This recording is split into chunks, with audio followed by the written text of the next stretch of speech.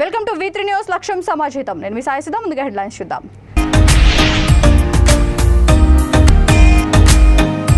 భద్రాద్రి కొత్తగూడెంలో Modi go back అంటూ నిరసనలు.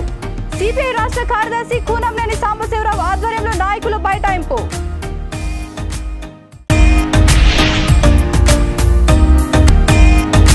శవయాత్ర చేసి ప్రధాని మోడీ దిష్టిబొమ్మ దగ్ధం.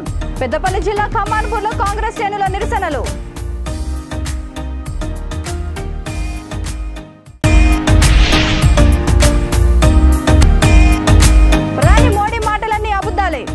భారతీయ జనతా పార్టీపై మంత్రి జగదీష్ రెడ్డి విమర్శలు.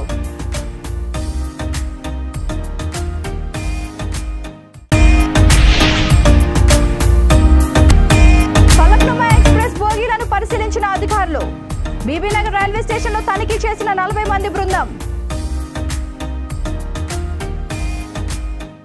ఇక డీటెయిల్స్ చూస్తే తెలంగాణలో ప్రధాని మోడీ పర్యటనను నిరసిస్తూ సిపిఐ పార్టీ ఆధ్వర్యంలో మోడీ గో బ్యాక్ అంటూ నిరసన వ్యక్తం చేశారు. భద్రాద్రి కొత్తగూడెం బస్టాండ్ సెంటర్లో సిపిఐ రాష్ట్ర కార్యదర్శి కూనంనేని సాంబశివరావు ఆధ్వర్యంలో నిరసన తెలిపారు. ఈ సందర్భంగా సాంబశివరావు మాట్లాడుతూ ప్రధాని Modi railway wagon coach factory పేరుతో తూతు మంత్రంగా నామమాత్రపు పనులు చేస్తున్నారన్నారు. నిజంగా తెలంగాణ మీద ప్రేమ ఉంటే రైల్వే వేగన్ కోచ్ ఫ్యాక్టరీ పూర్తి స్థాయిలో ఏర్పాటు చేసి వేలాది మంది నిరుద్యోగులకు ఉపాధి కల్పించాలని ఆయన డిమాండ్ చేశారు. గత పర్యటనలో కూడా ప్రధాని రామగుండంలో ఎప్పుడో ప్రారంభమైన ఎరువుల కర్మాగారాన్ని ఆధునీకరణ పేరుతో ప్రారంభోత్సవం చేశారని ఎద్దేవా చేశారు. అభివృద్ధి అంటే హంగు ఆర్పాటం హడావుడి కాదు, వేలాది మంది ప్రజలకు నిరుద్యోగులకు ఉపాధి కల్పించేలా ఆలోచన చేయాలని కూనంనేని మండిపడ్డారు.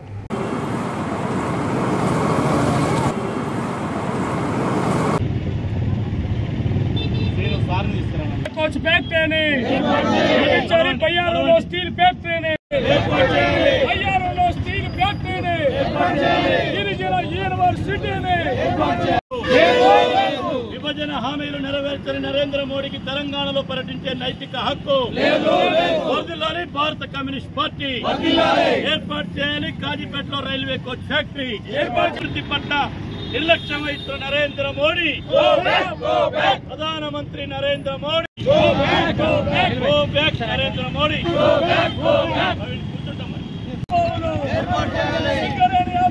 నూతన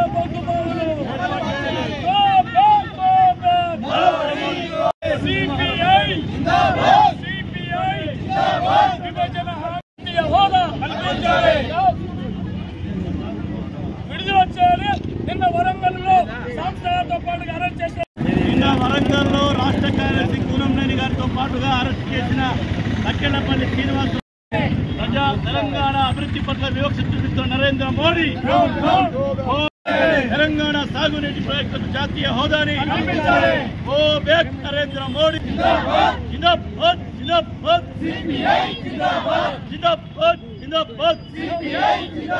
నిన్న మన రాష్ట్ర కార్యదర్శి కూనంనేని గారితో పాటు అరెస్ట్ చేసిన వరంగల్ జిల్లా నాయకత్వాన్ని వెంటనే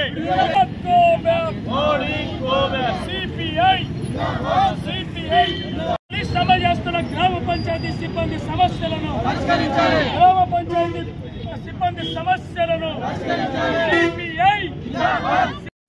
అక్కడ వ్యాగన్ ఫ్యాక్టరీని, వ్యాగన్ కోచ్ ఫ్యాక్టరీని ప్రారంభిస్తున్నామని చెప్పి ఆయన రావటం జరిగింది.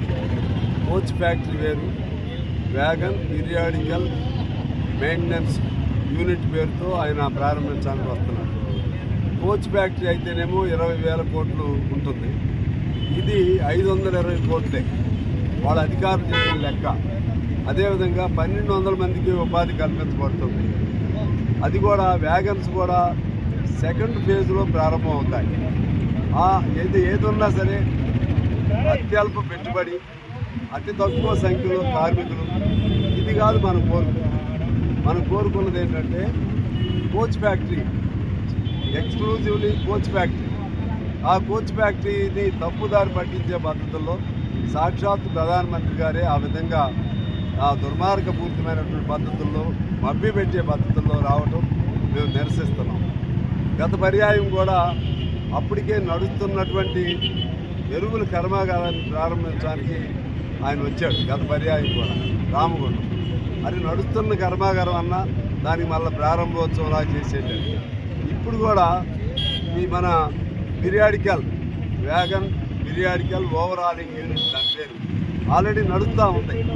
నడుస్తున్న దానికి కొద్దిగా అప్గ్రేడేషన్ పేరు పెట్టి కొద్దిగా పెంచుతామని పేరు పెట్టి దానికి మళ్ళీ ప్రారంభానికి వస్తున్నాడు. అంటే ఇవాళ నరేంద్ర మోడీ గారికి తెలంగాణ అన్న, తెలంగాణ ప్రజలన్నా, తెలుగు ప్రజలన్నా పూర్తిగా విద్వేషం ఉన్నట్టుగా అర్థమవుతుంది. 9 ఏళ్ళు అయింది. విభజన చట్టంలో అనేక అంశాలు ఉన్నాయి. 50,000 కోట్లు మనకు రావాలి. ₹1 తెలంగాణకి ఇవ్వలేదు. బయ్యారం స్టీల్ ప్లాంట్ రావాలి. ఆ రోజుల్లో బయ్యారం అంశాన్ని అసెంబ్లీలో నేనే రైజ్ చేశాను. తర్వాత పెద్ద ఎత్తున ఆందోళన చేసాం. చివరికి విభజన చట్టంలో పొందుపరిచారు. బయ్యారం ఇప్పుడు ఏమంటున్నారంటే రివర్స్గా తెలంగాణయే చేపట్టండి అని చెప్తా ఉన్నారు. అలాగే మన గిరిజన యూనివర్సిటీ ములుగు ప్రాంతంలో అడిగాం, అది లేదు. ఐఐఎంలో ఐఐటీలు ఇవన్నీ లేవు. మన పక్కన ఉన్న భద్రాచలంలో మన ఊళ్ళు పోయినాయి. దారి కూడా స్ట్రైట్గా లేదు. 7 ఊళ్ళు పోయినాయి. 7 ఊళ్ళు ఆ ఒక్క దానికి సంబంధించి 5 నిమిషాల పని, అది కూడా లేదు. ఇన్ని ఉండగా నరేంద్ర మోడీ గారు వస్తున్నందుకు నిరసన తెలియజేస్తే తప్పేమిటి? మేమేమన్నా నేను తుపాకులతోనూ లేదా ఇతర విధ్వంసకరమైనటువంటి పద్ధతి నిన్న మమ్మల్ని అందరూ అరెస్ట్ చేశారు. నన్ను వదిలేరు తప్పితే మా సహచరులు అందరూ ఇంకా జైల్లోనే ఉన్నారు. ఇటువంటి తప్పుడు విధానాలకి, నిర్బంధ విధానాలకి పాల్పడవద్దు. నిన్న కొన్ని వేల మంది రోడ్డెక్కారు. ఇవాళ కూడా సింగరేణి ఆధ్వర్యంలో వేలాది మంది నల్ల బ్యాడ్జీలు ధరించి డ్యూటీకి వెళ్ళారు. అందువలన నరేంద్ర మోడీ గారు తక్షణం ఇక్కడ జరుగుతున్న సమస్యల్ని, తెలంగాణకి జరుగుతున్న అన్యాయాన్ని గమనంలో తీసుకుని ఖచ్చితంగా ఇచ్చిన హామీలే ఏ చట్టం ప్రకారం నువ్వు ప్రమాణం చేశావో ఆ చట్టంలో ఉన్న అంశాలని పరిపూర్తి చేయాలని. పెద్దపల్లి జిల్లా కమాన్పూర్లో కాంగ్రెస్ శ్రేణులు పార్టీ ఆఫీస్ నుండి బస్టాండ్ వరకు శవయాత్ర చేసి ప్రధాని నరేంద్ర మోడీ దిష్టి బొమ్మను దహనం చేశారు. ఈ సందర్భంగా మండల కాంగ్రెస్ పార్టీ అధ్యక్షుడు వైనాల రాజు మాట్లాడుతూ పార్లమెంటులో రాహుల్ గాంధీ ప్రధాని మోడీ చీకటి ఒప్పందాన్ని బయటకు తెచ్చారన్నారు. పార్లమెంట్లో కార్పొరేట్ వ్యవస్థకు దేశాన్ని తాకట్టు పెట్టొద్దని, దేశ సమైక్యతను విచ్ఛిన్నం చేయవద్దని, కుల మతాల మధ్య చిచ్చు పెట్టే దేశాన్ని విచ్ఛిన్నం చేసే శక్తులపై గలమెత్తిన నాయకుడు రాహుల్ గాంధీ అన్నారు. అటువంటి నాయకుడు పార్లమెంట్లో గొంతు విప్పవద్దని, కక్షపూరితంగా బీజేపీ ప్రభుత్వం రాహుల్ గాంధీ సభ్యత్వాన్ని రద్దు చేశారని ధ్వజమెత్తారు.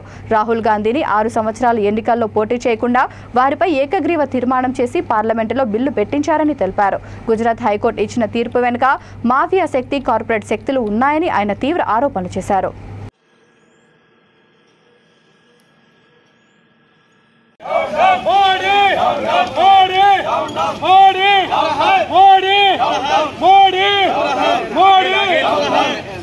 బీజేపీ విధి విధానాలు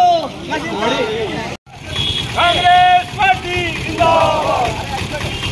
రాహుల్ గాంధీ జిందాబాద్. రాహుల్ గాంధీ జిందాబాద్. రాహుల్ గాంధీ జిందాబాద్. రాహుల్ గాంధీ జిందాబాద్.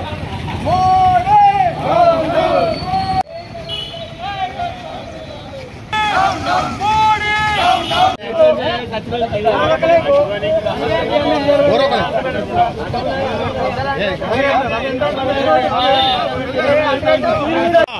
కొంచెం వెనక తీసుకో.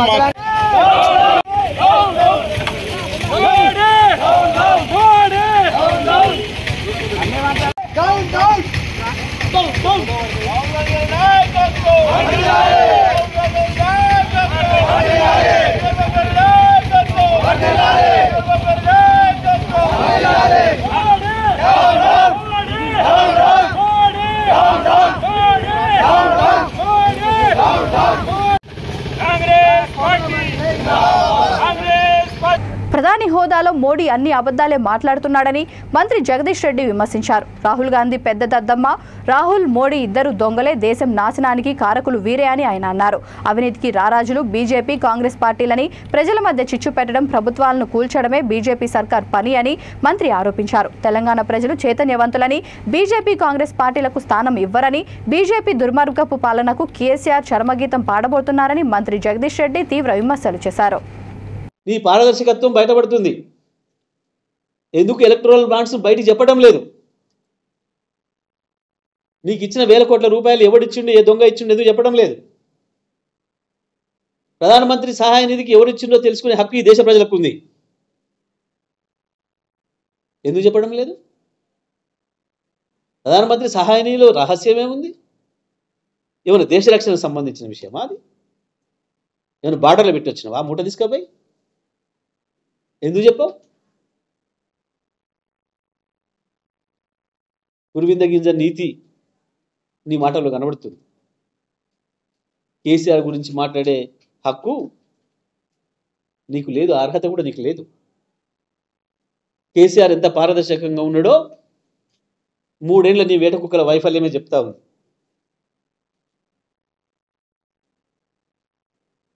తెలంగాణ వెనుకబడిందా? దేంట్లో? ఇంటింటికి మంచినీళ్ళు ఇచ్చే విషయంలో వెనుకబడిందా? 1 ఎకరాల మాగాన్ని తయారు చేసిన విషయంలో వెనుకబడిందా? భారతదేశానికి వాళ్ళు అన్నపూర్ణగా మారిన విషయం నిజం కాదా? 1,40,00,000 టన్నుల ధాన్యాన్ని మీకు ఇస్తుంది నిజం కాదా ప్రతి సంవత్సరం? అయినా జనాభాలో 10%, వైశాల్యంలో 11% ఉన్న ఈ రాష్ట్రం కేవలం 8 అంటే 8 ఏళ్లలోనే కదా కేసీఆర్ నాయకత్వంలో అద్భుతంగా ఈ దేశాన్ని సాగుతున్న రాష్ట్రాల్లో 3వ రాష్ట్రంగా నిలిచింది, 5వ రాష్ట్రంగా నిలిచింది.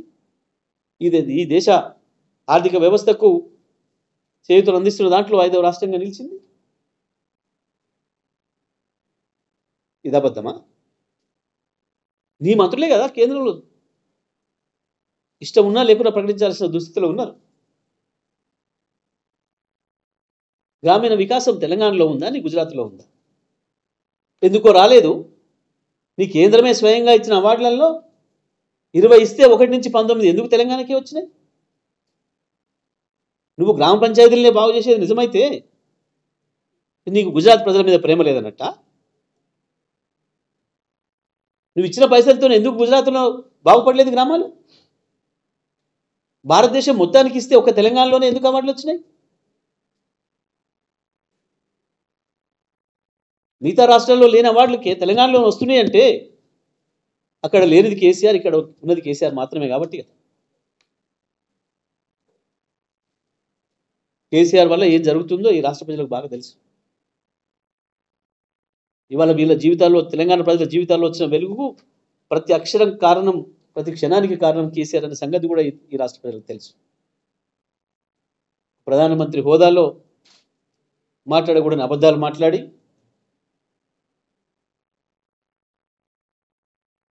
ఒక దద్దమ్మ రాహుల్ గాంధీని ప్రతిపక్షంలో కూర్చోబెట్టుకొని ఈ దేశాన్ని మోసం చేస్తుంది నువ్వు. మీరిద్దరు ఒకటి దొంగలు.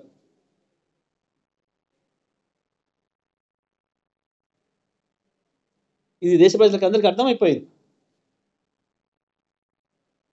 నీ గుజరాత్ ఎన్నికల్లో రానియకుండా చేసుకొని ఇద్దరు కలిసి గుజరాత్ ప్రజల్ని మోసం చేసి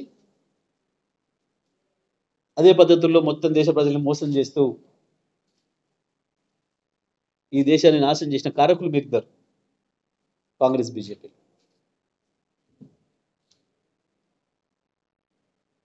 కేసీఆర్ గారి గురించి మాట్లాడడం అంటే సూర్యుని మీద ఉమ్మేయడం తప్ప ఇంకోటి కాదు.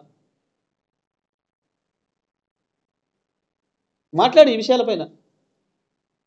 ఈ దేశ తలసరి ఆదాయం మీరు ప్రధానమంత్రి అయిన తర్వాత ఎంత పెరిగింది, తెలంగాణ ప్రధానమంత్రి అయిన తర్వాత, ముఖ్యమంత్రి అయిన తర్వాత తలసరి ఆదాయం ఎంత పెరిగింది, విద్యుత్ వినియోగం మీ రాష్ట్రాలలో ఎంత పెరిగింది, దేశ సగటు ఎంత పెరిగింది, తెలంగాణలో 9 ఏళ్లలో ఎంత పెరిగింది? అబద్ధం చెప్తే ఈ లెక్కలు మేము తయారు చేసుకోలే కదా, ఈ లెక్క కేసీఆర్ తయారు చేయలే కదా, నీ కేంద్ర సంస్థలే కదా తయారు చేసింది.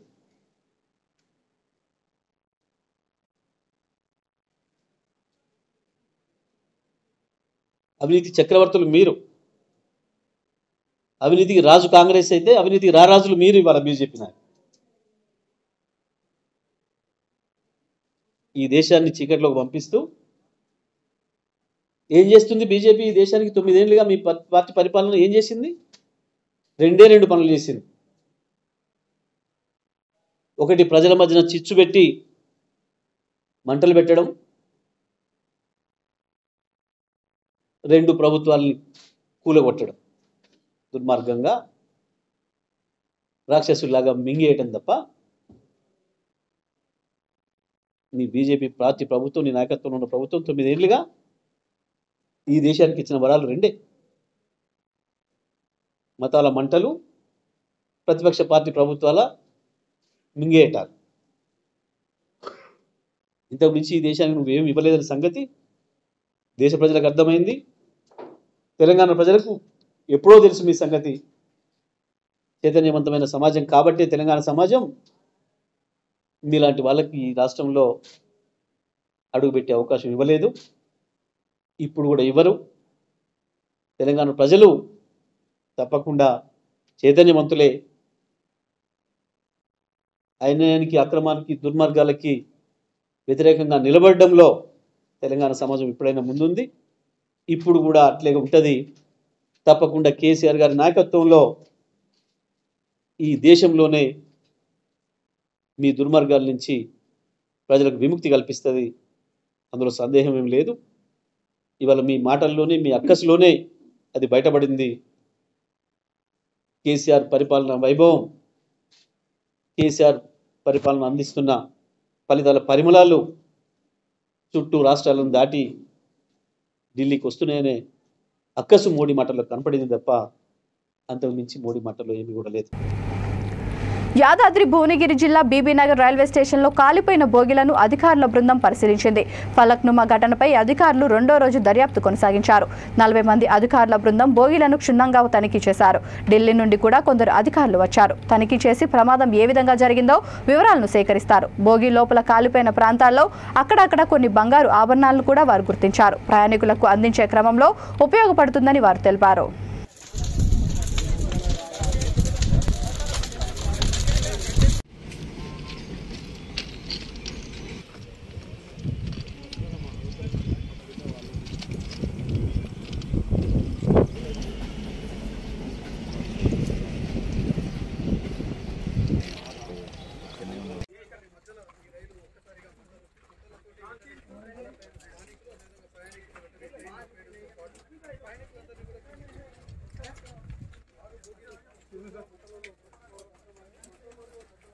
నంద్యాల జిల్లా చాగలమర్రి గ్రామంలో 2006-2007లో ఆర్సీఎం పాఠశాలలో చదువు పూర్తి చేసుకున్న పూర్వ విద్యార్థులు ఆత్మీయ సమ్మేళన సమావేశం ఏర్పాటు చేసుకున్నారు.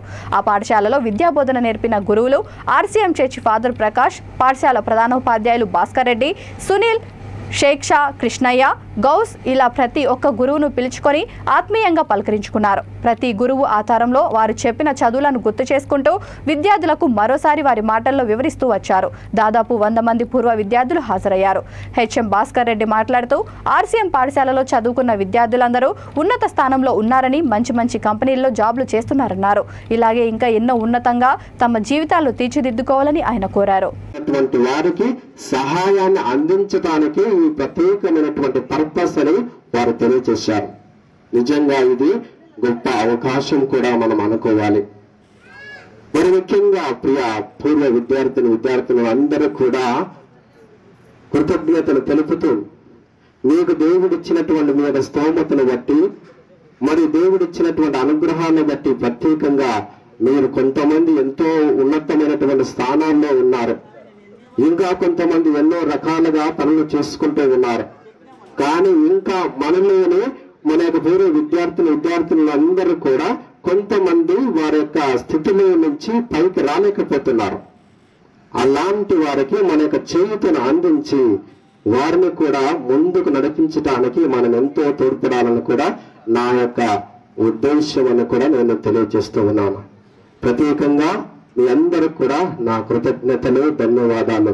అందరూ కూడా ఒక చోట గుమికూడి ఈ విధంగా సమావేశమై మరి ఒకసారి తీపి జ్ఞాపకాలను గుర్తు చేసుకుంటూ ఇక్కడ చేసినటువంటి చిన్న చిన్న కార్యక్రమాలు, మరి ఇక్కడ చదివినటువంటి మీ యొక్క తీపి జ్ఞాపకాలన్నిటిని గుర్తు చేసుకుంటూ ఇక్కడ సమావేశమై మీ అందరూ కూడా గుమికూడినందుకు కూడా మీ కృతజ్ఞతలు తెలియజేస్తూ ఉన్నాను. కావున మీ యొక్క చేతులంత సహాయం కూడా ఇంకా పైకి రాలేనటువంటి వారికి సహాయం అందించాలని కూడా ప్రత్యేకంగా కోరుతూ ఉన్నారు. మరియు ప్రత్యేక ఉద్దేశం కూడా అది కావాలని కూడా మనం చేస్తూ ఉన్నాను. దివంగత మాజీ ముఖ్యమంత్రి వైఎస్ రాజశేఖర రెడ్డి 74వ జన్మదిన సందర్భంగా చిత్తూరు జిల్లా బంగారుపాలెం మండలంలోని తగ్గువారిపల్లిలో పూతలపట్టు ఎమ్మెల్యే ఎంఎస్ బాబు 86 మందికి ఇళ్ల పట్టాలను మంజూరు చేశారు. మండల నాయకులు, వైఎస్ఆర్సీపీ కార్యకర్తలు వైఎస్ఆర్ విగ్రహానికి పూలమాలలు వేసి నివాళులర్పించారు. తగ్గువారిపల్లె గ్రామ పంచాయతీలో భారీ కేక్ కట్ చేసి రాజశేఖర్ రెడ్డిని సన్మానించారు. లబ్ధిదారులకు ఇంటింటా సర్వే చేయించి అర్హులైన వారికి త్వరలో 150 పట్టాలు అందిస్తామని ఎమ్మెల్యే ఎంఎస్ బాబు తెలిపారు. గతంలో కోర్టు కేసులో నడిచిన ఈ భూమి ప్రస్తుతం పేదలకు ఇవ్వాలని కోర్టు తేల్చి చెప్పిందన్నారు. ఈ కార్యక్రమంలో సర్పంచ్ వాణిప్రియ, ఎంబీ కుమార్ రాజా, మండల కన్వీనర్ పాలేరు రామచంద్రారెడ్డి, వైఎస్ఆర్సీపీ నాయకులు, కార్యకర్తలు అధిక సంఖ్యలో పాల్గొన్నారు. ప్రతి పేదవాడికి ఇస్తాం కూడా కార్యక్రమం తెలియజేస్తున్నాను. ప్రతి ఒక్కరికి ఎలిజిబిలిటీ ఎవరికి ఉండదు 100% 100కి ఇస్తాను కూడా ఈ సభ మూలంగా తెలియజేస్తున్నాను. Thank you.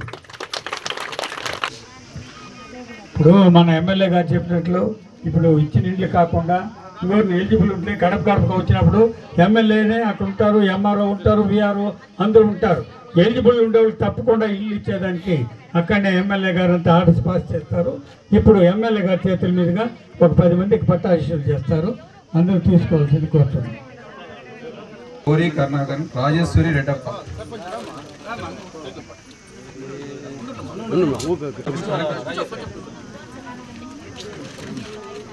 హౌసింగ్ ఏం చెప్తాను రమ్మంటారు ఉండి స్టార్ట్ చేయాలి. ఓకే, సోమవారం స్టార్ట్ చేయాలి. సరే, 2 రోజులు కష్టపడినారు చేస్తాము. సావిత్రి నామేశ్వరరావు.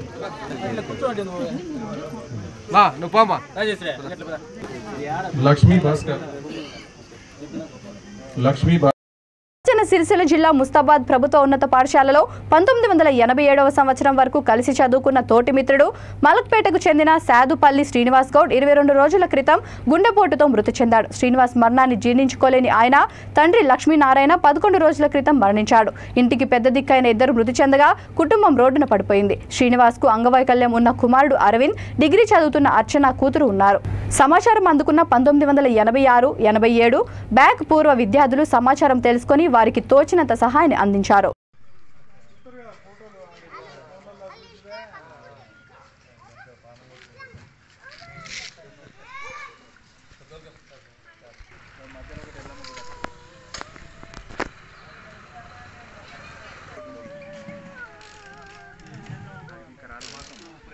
మధ్యలో ఉంటుంది, హైవే ఉంటుంది, మధ్యలో డబుల్ రోడ్ ఉంటుంది. ఇటు మలగాలి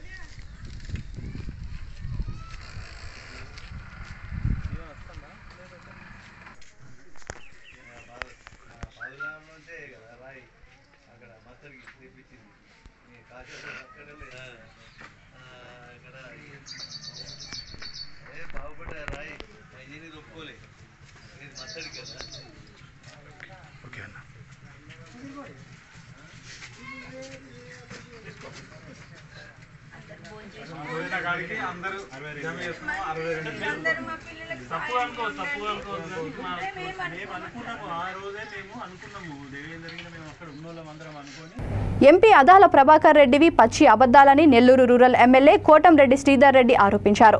టోల్ ప్లాజా ఏర్పాట్లు ఆపివేశానని అదాల చెబుతున్నారని, 10 రోజుల నుంచి మంబరంగా విజయలక్ష్మి కన్స్ట్రక్షన్ ఆధ్వర్యంలో పనులు జరుగుతున్నాయన్నారు.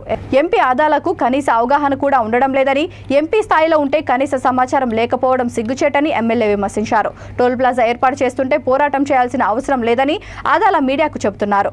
ఒక ఎంపీగా పెద్ద మనిషి స్థాయిలో ఉండి కూడా కనీస సమాచారం లేని అదాల వ్యవహార శైలిపై తీవ్ర స్థాయిలో నెల్లూరు రూరల్ ఎమ్మెల్యే కోటంరెడ్డి ధ్వజమెత్తారు. ఎంత ఇబ్బందులు పెట్టే రీతిలో టోల్ ప్లాజా నిర్మాణ పనులు 10 రోజుల నుంచి ప్రారంభమైంది. ఈ యొక్క టోల్ ప్లాజా ఇక్కడ నిర్మిస్తే ప్రజల మీద ఆర్థిక భారమే కాకుండా ఏదైతే ఈ యొక్క టోల్ ప్లాజా నుంచి భారీ వాహనాలు తప్పించుకునేదానికి నెల్లూరు నగరంలోకి 6 దారులు ఉన్నాయి. అయ్యప్ప గుడి, పడారుపల్లి, కొండాయిపాళెం, చిల్డ్రన్స్ పార్క్, ఎన్టీఆర్ నగర్, వెంకటేశ్వరం. ఏదైతే నగర కార్పొరేషన్ పరిధిలో పెట్టే ఈ టోల్ గేట్ వల్ల ఆ యొక్క ప్రజల మీద ఆర్థిక భారం పడటమే కాకుండా ఆ యొక్క టోల్ గేట్ తప్పించుకునే దానికి భారీ వాహనాలు నెల్లూరు నగర కార్పొరేషన్ పరిధిలోకి వస్తే రోడ్లు ఛిద్రం అవటం కాకుండా రాత్రి వేళల భారీ వాహనాలతో హారన్లతో నెల్లూరు నగరంలో ఏదైతే ఒక యాక్సిడెంట్ల జోన్గా మారే అవకాశం ఉంది. 8 ఏళ్ల ముందు 2015లో ఇక్కడే టోల్ గేట్ కట్టాలని ఆలోచన చేసినప్పుడు అన్ని రాజకీయ పార్టీలని, ప్రజా సంఘాలని, స్కూళ్ల యాజమాన్యాలని, లారీ సంఘాలని అందరినీ కలుపుకొని ఒక పోరాటం చేసి అందరి సహాయ సహకారాలతో అటు అధికారం, ప్రతిపక్షం అందరి సహాయ సహకారాలతో టోల్ గేట్ని అడ్డుకోవటం జరిగింది. 8 ఏళ్ల ముందు నగర ప్రజలకి టోల్ గేట్ భారం లేకుండా చేయడం జరిగింది. మళ్ళీ 3 ఏళ్ల ముందు ఈ ప్రతిపాదనలు వచ్చినప్పుడు ఓ అధికార పార్టీ శాసనసభ్యుడిగా అధికారులతో మాట్లాడి ప్రభుత్వంతో మాట్లాడించి ఏదైతే టోల్ ప్లాజాని ప్రతిపాదనలకే ఆపేయటం జరిగింది. మళ్ళీ 3 ఏళ్ల తర్వాత ఇప్పుడు ఇక్కడ టోల్ గేట్ కట్టేదానికి ఏదైతే పనులు ప్రారంభించారు. ఇక్కడ టోల్ గేట్ వస్తుంది. ఈ టోల్ గేట్ వల్ల నగరానికి తీవ్రంగా ఇబ్బందులు ఉంటాయి. టోల్ గేట్ని అడ్డుకుందాం, మరో పోరాటానికి సిద్ధం కండి అని చెప్పని అందరికీ పిలుపునిచ్చారు. దాంట్లో ఎక్కడా కూడా రాజకీయ విమర్శలు లేవు, ఎక్కడా కూడా రాజకీయ వాదాలు లేవు. కానీ గౌరవ పార్లమెంటు సభ్యులు పెద్దలు ఆదాల ప్రభాకర్ రెడ్డి గారు నిన్న సాయంకాలం విలేకరుల సమావేశం పెట్టి పచ్చి అబద్ధాలు చెప్పి ప్రజల్ని మోసం చేసే రీతిలో, అయ్యా ఆదాల ప్రభాకర్ రెడ్డి గారు మీరు వయసులో పెద్దవాళ్ళు, గౌరవ పార్లమెంటు సభ్యులు, నెల్లూరు రూరల్కి అధికార పార్టీ ఇన్ఛార్జి, ఇక్కడ టోల్ గేట్ పనులు ప్రారంభమైతే ఆ యొక్క టోల్ గేట్ అడ్డుకుందామని పిలుపునిస్తే అందరినీ కలిసి రమ్మంటే ప్రజల్ని తప్పుదారి పట్టించే రీతిలో బాధ్యతాయుతమైన ఎంపీ స్థానంలో ఉండి పచ్చి అబద్ధాలు ఏం చెప్పాడంటే, ఏదైతే మేలో టోల్ గేట్ వచ్చింది, నేను విజయసాయి రెడ్డి గారితో మాట్లాడి మేలోనే టోల్ గేట్ ఆపిచ్చేశానని చెప్పని ఆదాల ప్రభాకర్ రెడ్డి గారు చెప్పారు. మాజీ ఎంపీ పొంగులేటి శ్రీనివాసరెడ్డి నిరవధిక సమ్మె చేస్తున్న గ్రామ పంచాయతీ కార్మికులకు సంఘీభావం తెలిపారు. భద్రాద్రి కొత్తగూడెం జిల్లాలోని సారపాక వెళుతూ మధ్య మార్గంలో జూలూరుపాడు మండల కేంద్రంలో పంచాయతీ కార్మికుల శిబిరం వద్ద ఆగి వారికి సంఘీభావం తెలిపారు. ఈ సందర్భంగా ఆయన మాట్లాడుతూ రానున్నది కాంగ్రెస్ ప్రభుత్వమని, మీరు అధైర్యపడవద్దని, ప్రభుత్వం రాగానే మీ సమస్యలన్నీ తీరుస్తామని భరోసా ఇచ్చారు. ఈ సందర్భంగా జూలూరుపాడులో లేళ్ల వెంకటరెడ్డి ఆధ్వర్యంలో కాంగ్రెస్ శ్రేణులు, అభిమానులు, కార్యకర్తలు ఆయనకు ఘన స్వాగతం పలికారు.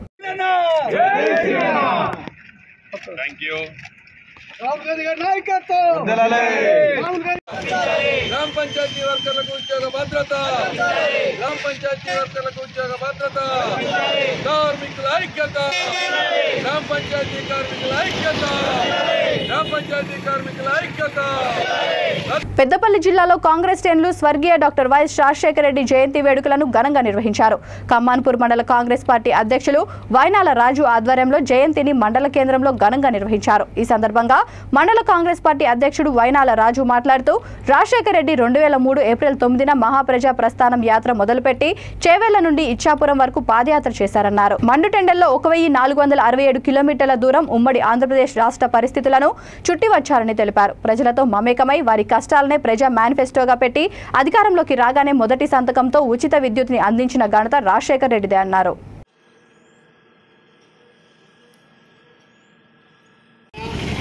కాంగ్రెస్ పార్టీని అత్యున్నత శిఖరాలకు చేర్చి ఇటు ఆంధ్రప్రదేశ్లోనూ అటు భారతదేశంలోనూ ఘనమైన కీర్తి కాంగ్రెస్ పార్టీకి సంపాదించి ఆయన నమ్ముకున్న సిద్ధాంతాలు ఏదైతే ఉన్నాయో పార్టీ పరంగా వాటికి ఇళ్ల వేళ్ళ ముఖ్యంగా రైతులకు ఇబ్బంది పడుతున్న సమయంలో కూడా వారందరికీ హ్యాపీ బర్త్డే సార్.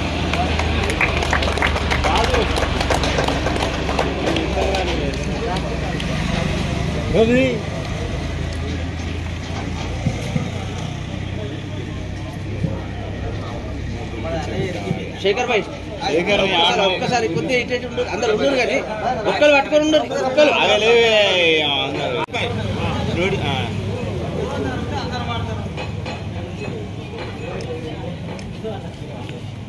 ఇప్పుడు మొత్తం మోసుకోయ్యా. బులెటిన్ ముగించే ముందు హెడ్లైన్స్ మరొకసారి. భద్రాద్రి కొత్తగూడెంలో మోడీ గో బ్యాక్ అంటూ నిరసనలు. సిపిఐ రాష్ట్ర కార్యదర్శి కూనంనేని సాంబశివరావు ఆధ్వర్యంలో నాయకులు బైఠాయింపు.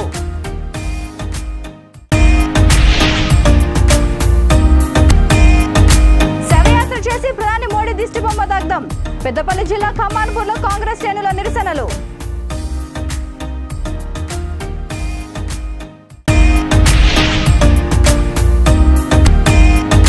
ప్రధాని మోడీ మాటలన్నీ అబద్ధాలే. భారతీయ జనతా పార్టీపై మంత్రి జగదీష్ రెడ్డి విమర్శలు.